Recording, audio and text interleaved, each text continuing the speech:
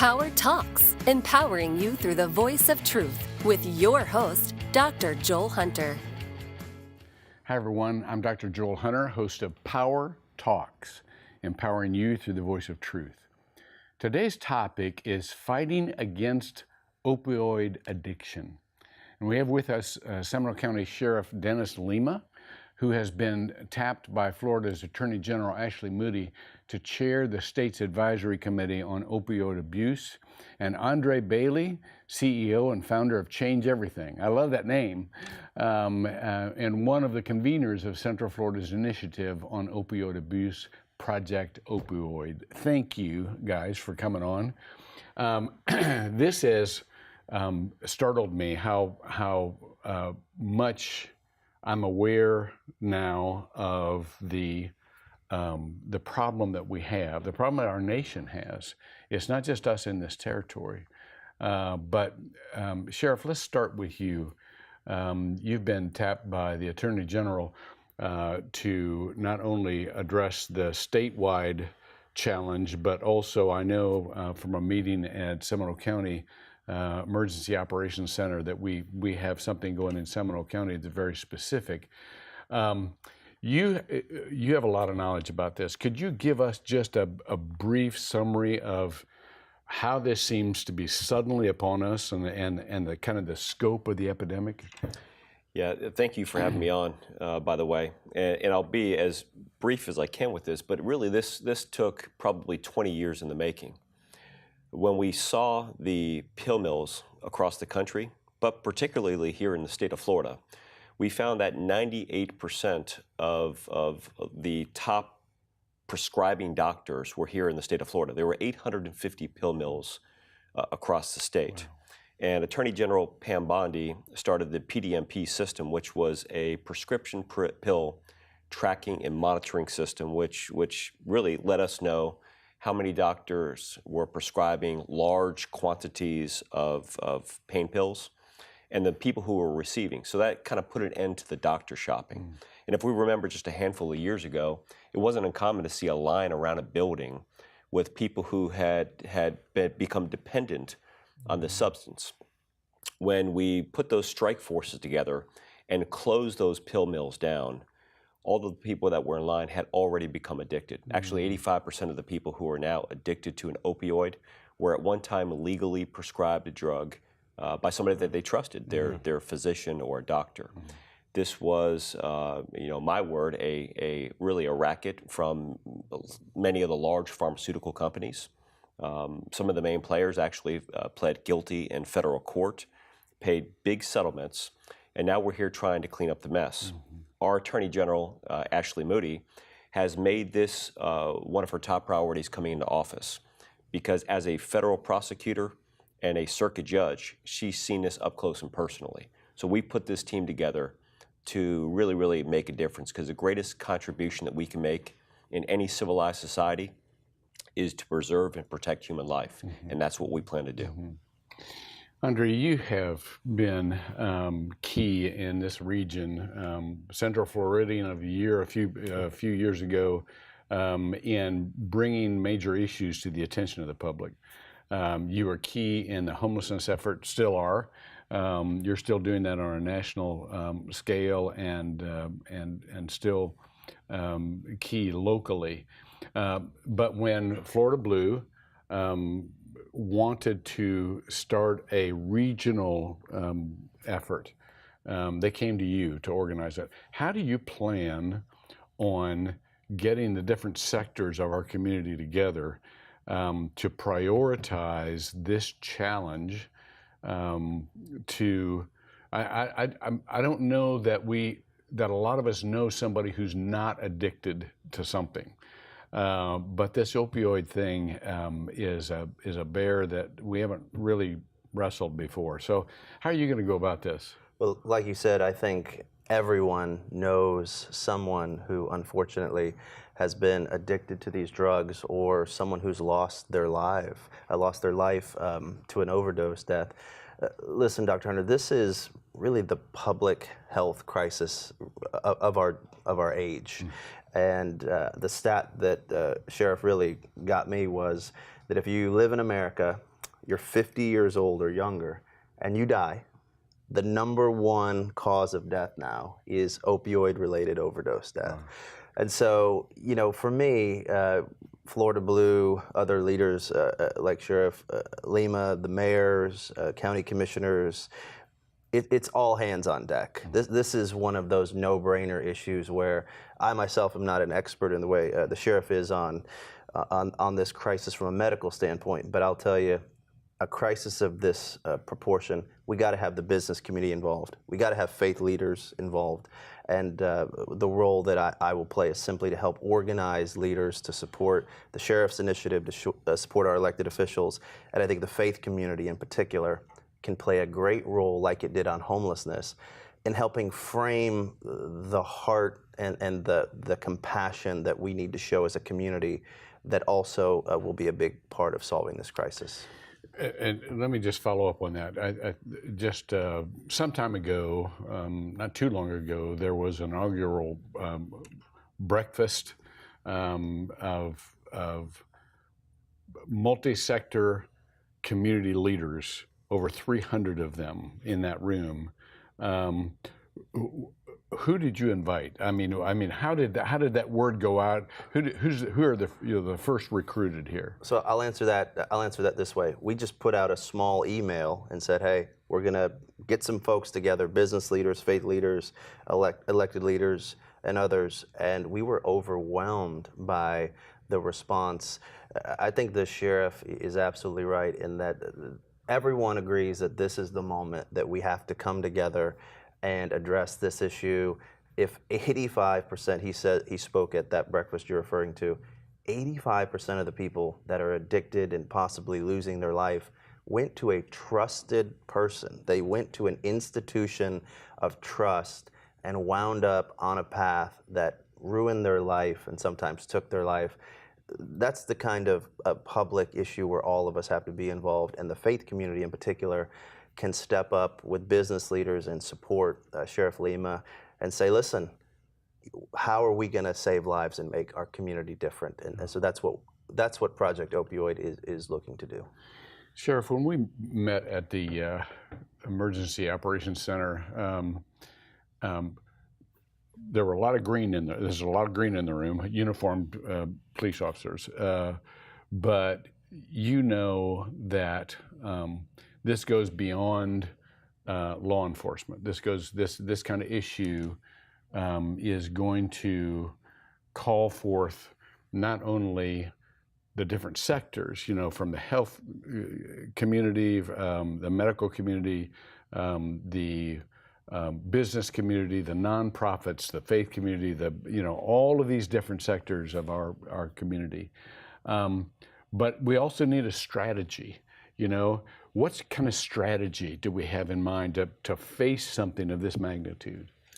Well, that's kind of one of the main parts here, because everyone was looking at this from their lens. The medical professionals, the treatment professionals, law enforcement officers. What we've determined is you cannot arrest your way out of this epidemic. And quite honestly, I think that there needs to be a change of philosophy. This is not a philosophy of trying to make bad people good, but sick people well. I mean, this is a disease.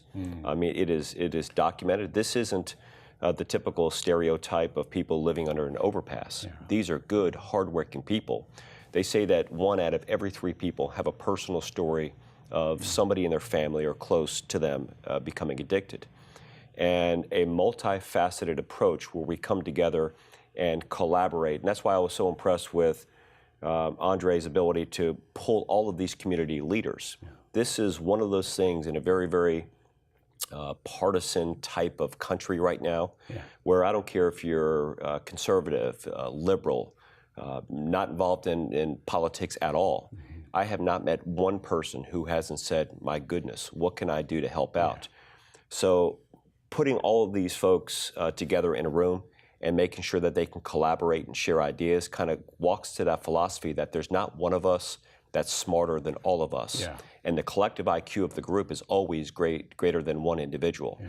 And our faith-based partners, unquestionably is a big part of this thing, because the work that we're doing is God's work. Yeah. And this kind of ties it all in for us. Yeah. We one of the things you said is struck a chord in me, because we as faith leaders have to take ownership of the fact that we have stigmatized this problem. We tend to see everything in terms of good and bad and right and wrong and so on and so forth. This is a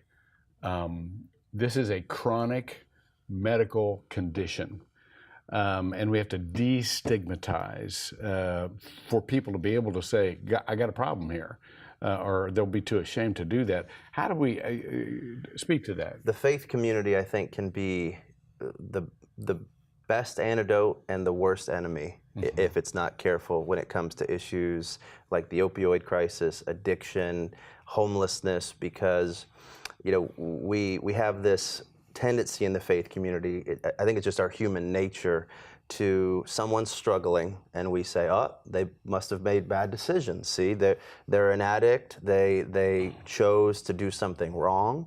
Now, the good book says that if you've done something wrong, bad consequences are going to happen. Which, by the way, it doesn't say that from a theological standpoint. So, if we're not careful, and again, this is why the faith community, they're not going to be able to necessarily fund medically assisted treatment programs. They're not necessarily the right group to set public policy on their own, but they are a unique group to come alongside the sheriff and Ashley Moody and other leaders and say to a community, okay, how can we ask someone who's addicted, how can we offer them support, and how can we offer them grace when the community, if it's not careful, will offer them judgment. And the sheriff said we can't arrest our way out of that. But where does the idea of arresting our way out of that come from? It actually comes from, if we're not careful, a faith lens that wants to apply punishment to someone who's struggling because in some way we believe that's right. That's probably the oldest error that we as humans take when it comes to faith. When these folks are struggling with addiction, the truth of the matter is, again, they probably started at their doctor, and even if they didn't, they need love, grace, and they need someone to hold their hand and give them acceptance while they get this treatment. Okay. The faith community is the unique role there. We can do it. Sheriff, you said something in the meeting that we had, the first meeting that we had, that just absolutely shocked me, and I kind of want to follow up on it. You said that people actually go to open houses, not because they're interested in buying the property, but because they want to go through the medicine cabinets of folks to see if there is, OxyContin there.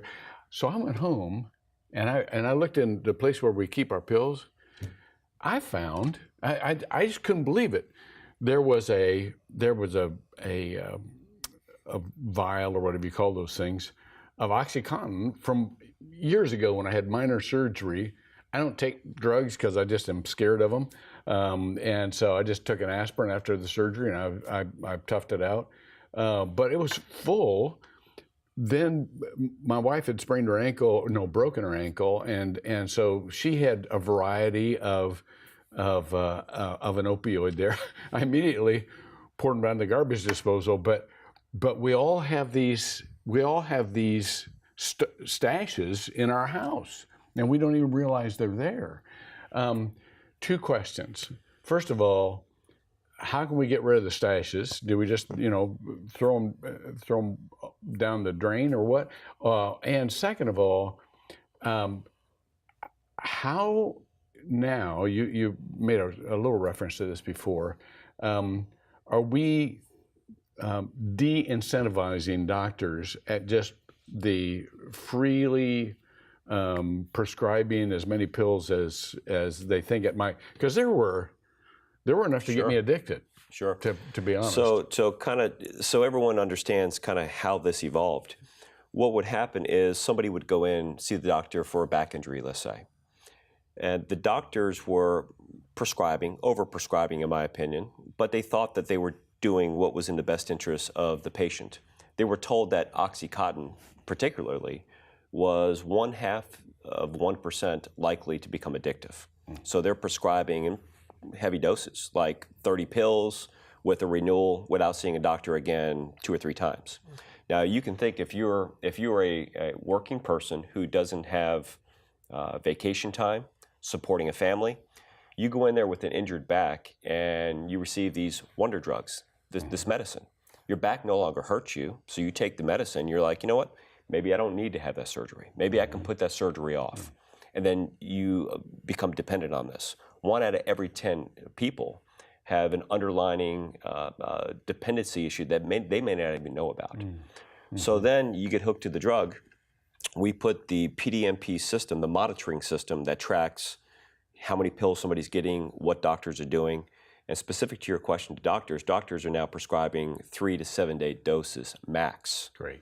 Before going back. They're no longer able to write those scripts. But all of the people who have become addicted, they still have the underlying physical condition that was present. They turn to a drug that is very similar to what they felt comfortable with, the pill form, and they're not getting that from cocaine, they're not getting that from marijuana, so they're turning to heroin. Drug dealers are now mixing heroin with fentanyl or carfentanil, which is increasing the number of deaths that are occurring across the country. If you take Seminole County, just as an example, to put this in perspective, Seminole County has a population of just under 500,000 people. But last year alone, there were 400 overdoses, 83 overdoses that resulted in death. And all of the law enforcement officers and firefighters carry naloxone, Narcan. So we quite literally are bringing hundreds of people back to life with this antagonist drug. So that kind of puts it in perspective. If you take every vehicle crash that resulted in a death and every act of gun violence combined, you're half of the amount of people that we've lost through the opioid. Now, there is an enforcement tool in this thing. In Seminole County, we are charging the drug dealers with first-degree murder. So we are very aggressive on the people who are dealing. If they deal drugs and somebody dies as a result of them dealing, we're going to put them in jail for as long as we can put them in jail for. And we're going to treat those people who are on their road to recovery, or the typical term addicts, and I'm not crazy about that term, but the people who are addicted, we need to treat them more like victims. And sometimes in the past, the correctional facility is the best venue to provide services and save their lives. We need to expand the assisted outpatient treatment so we can do other things. And that's part of this opioid working group, and will eventually become an opioid task force for the state. Great. One more. You said something that I want to follow up on immediately. I think you said in that session, or maybe you said, if I get confused, the greatest predictor of an opioid overdose death is a person that has overdosed and been brought back. Yeah. So what I've said in the past is one of the mistakes that we have made is not recognizing that the number one predictor on whether or not you will overdose and die is whether or not you've overdosed and lived. And what we've done is we've put response teams together with our partners with Aspire Healthcare, with many of the local treatment facilities here, and then we respond out immediately to the homes of people who have overdosed, because we've seen countless times where somebody has overdosed and died, and come to find out they have been revived 4 or 5 times in the past. That is an at-risk population, and that's where we need to start. Right. Andre, you've, as you look at kind of the strategy or the developing strategy, I'm not sure there's a strategy yet, because this is pretty new to us all, and we're still gathering information and so on and so forth. But you know, historically, the medicine-making companies, particularly Purdue Pharma, have been active in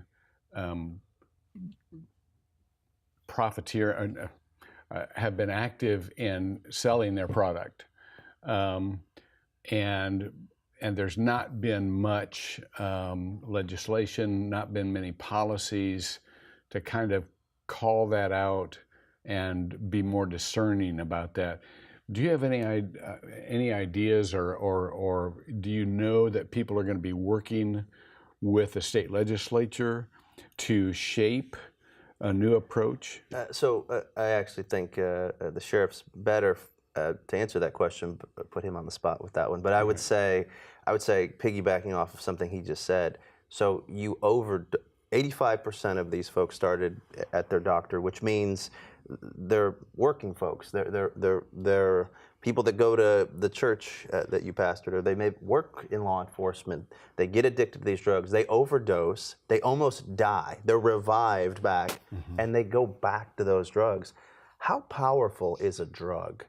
How almost weaponized is a drug to our body, our brain, our biology, that it has that power over these regular individuals? I say that to say this, that there's some big questions philosophically. This opioid crisis should, for here in Central Florida or beyond, we should be asking. Number one, again, how do we hold our institutions accountable when they fail us? This country was built on faith in government, in law enforcement, with clergy, with our hospitals and our doctors.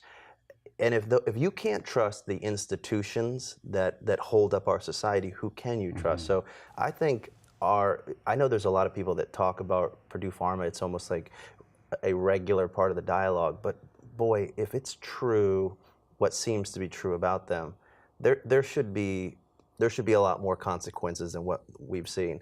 I also, though, think that there's a philosophical conversation that's also tough but needs to happen, which is, in the richest, most powerful country that has ever existed in the history of our species, of humanity, why are we turning to substances, not just these drugs, these are the most powerful substances we're turning to, but why are we turning to substances in greater and greater amounts? And are there deeper issues of the soul that we might need to talk about as a complement to how we solve this issue? And I think that's one of the things that you are most passionate about. But I think there's tough questions that we have to ask ourselves if we're going to really find a way out of this. Yeah, I do want to come back to you, Sheriff, with that question. But before we go there, two things, if I can remember them, that you were saying. That greater cultural question is, have we created a culture that expects to be pain-free, that expects to always life to get better when you turn to the easiest path, And I think that's an assumption that many of us are making. It was an assumption for a while in the medical community that, well, it's my duty as a doctor to relieve pain. That's part of my, and so I think everybody's questioning that now. And I think there's a larger attitude we need to develop about what makes for the best life and the most mature individual. The other one was, as I've studied this, there's a chemical change in the brain that literally takes away your power to decide. They're making wrong decisions. No, they're not making decisions. There's a neurochemical reaction that takes rationale out of the picture. And so we need to continue to educate ourselves on what is actually happening. But back to you, Sheriff, because Andre's right. You have a better handle on this. As we look at the policies for the drug companies, for the medical community in general, do you have any sense of kind of what the issues would be? Without question. I mean, and I think this is why right now there are more than 1,600 lawsuits across the country against Purdue Pharma. Purdue Pharma was a company that was a $200,000 a year company, and they changed that company over a 40-year period to a multi-billion-dollar company, and really marketed this drug. And what happened was the Food and Drug Administration made an unprecedented statement. They made a statement saying that OxyContin, because of its slow, continuous release, was very unlikely to become addictive. And what Purdue did is they found medical professionals, other doctors, that would go on the speaking circuit and talk about their product. The Sackler brothers, who were running the company at the time, really received international recognition for their marketing ability. So right now, the state of Florida is in a lawsuit. Attorney General Ashley Moody was in court in Southwest Florida herself, largely for the counties that were down there that has resulted in these numbers. Back in 2002, at the time, Attorney General Bob Buttersworth entered into a lawsuit against Purdue right there. That settled for $2 million, which actually funded the prescription pill monitoring system. And back a handful of years ago, three of the executives of Purdue were found guilty in federal court. They settled out a $650 million settlement, and then those three individuals received probation and another $6 or $7 million for deceptive marketing practices. So there's a lot of history here. This is why you see municipalities and counties across the state and country joining in on this lawsuit. But there absolutely will be legislative changes as a part of Attorney General Ashley Moody's opioid working group, and that's one of the things that we're focused on now. Well, I cannot thank you both enough for what you're doing. This is a huge problem. It affects all of us personally. And so thank you. We're out of time. I hate this, but we want to thank Sheriff Dennis Lima and Andre Bailey for joining us on Power Talks. Remember, these discussions are just that. They're discussions among us. But we love to see you continue the discussions at home and go one step further. Get involved, because when Power Talks, you are empowered through the voice of truth. See you next time. You just watched Power Talks, a Good Life 45 original production that makes you part of our Hope Team here on Good Life 45, where hope happens.